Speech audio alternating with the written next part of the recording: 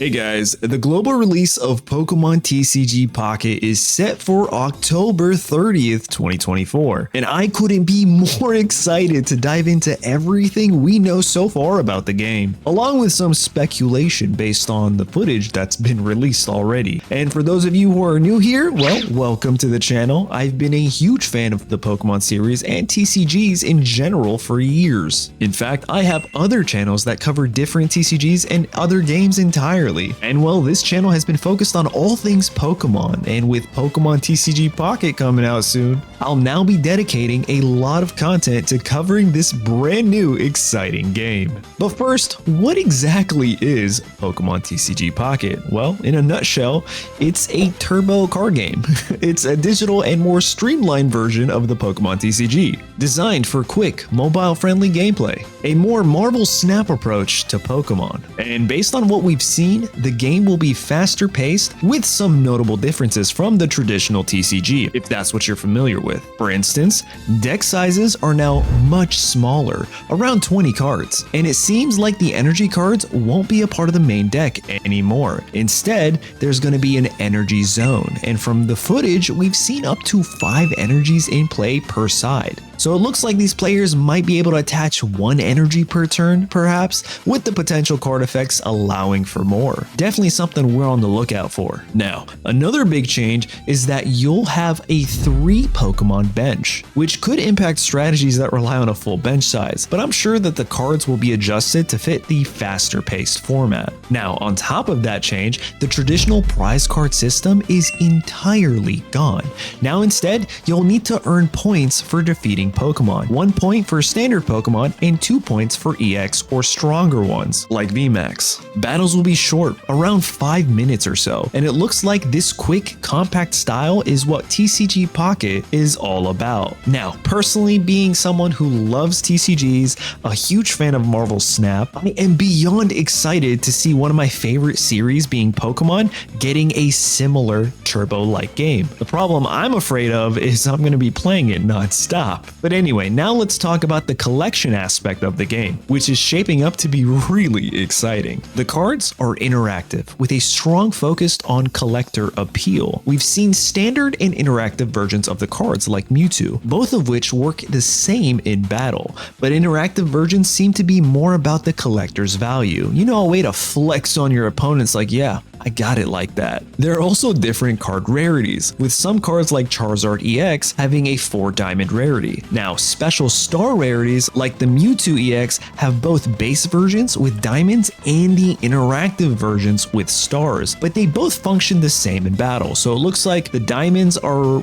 basically for normal base cards, and if you have a star, then it's going to be an interactive form of card. Now, you'll be able to open up 2 free packs a day. That in itself is going to get so many people to play this game like every single day just to get those 2 free pack openings, which is great for casual players. But the game will also feature microtransactions. I know, scary, woo-ah, but it is a free game and they gotta make money somehow. They're not depending on you guys to spend hundreds of thousands of dollars. I'm pretty sure they're depending on the few whales that are gonna spend that money, so you can still keep having fun and play this game for free. But anyway, this includes a monthly pass. Now, we don't have the full details on pricing or how they'll impact the meta, but if you know me from any of my other TCG channels, then you know I like to focus on the free-to-play approach and kind of build my content around those strategies with budget decks for those who want to enjoy the game without spending a ton of money. Like, listen, my money needs to go on other important things like food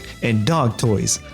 So yeah, with that, you should definitely expect a ton of content on that once the game is fully out. Now, another feature that has everyone talking about is the introduction of trading. This in itself is gonna, like Pokemon, if you grew up with Pokemon from the first gen, you remember getting on the school bus, plugging in that link cable and trading with your friends. That whole concept of trading things with your friends is literally what, in my opinion, makes Pokemon stand out from all these other franchises. So them saying that there will be a trading aspect is huge, and I am so excited for that. Now, while that is really cool news, we don't have all the specifics yet. What we do know is that trading will be part of the game, and I'm really curious to see how they handle it, to be honest, especially with the microtransactions in the mix. Now, there might be restrictions on what can be traded and the limits and how often you can trade. It's something I'll definitely be keeping a close eye on. Now, as for the cards we can expect at launch, it seems like the game will focus primarily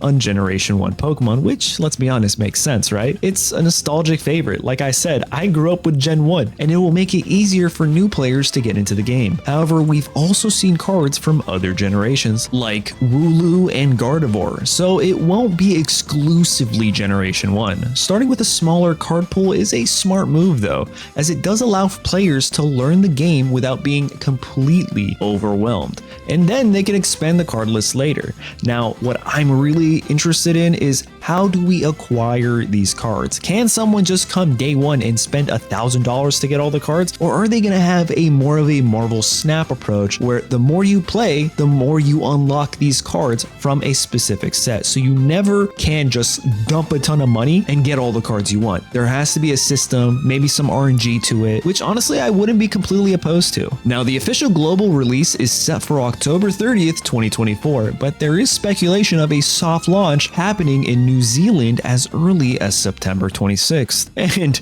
you already know me, I got my bags packed, so expect for some content that week, that's for sure. Now, this is speculative and it is not confirmed yet, so I'll keep you guys posted as we hear more. And if you guys are interested, I might even make a video on how you too can access the soft launch if it becomes available in certain regions first. Pokemon TCG Pocket will be available on both iOS and Android, but there's no official word yet on a PC client, if a PC version even exists. However, if it's not released, not to worry, you'll still be able to play it on your PC using emulators, so there's no need to worry about completely zapping your phone battery during long days. This ain't Pokemon Go, relax. Anyway, that's everything we know so far about the Pokemon TCG Pocket.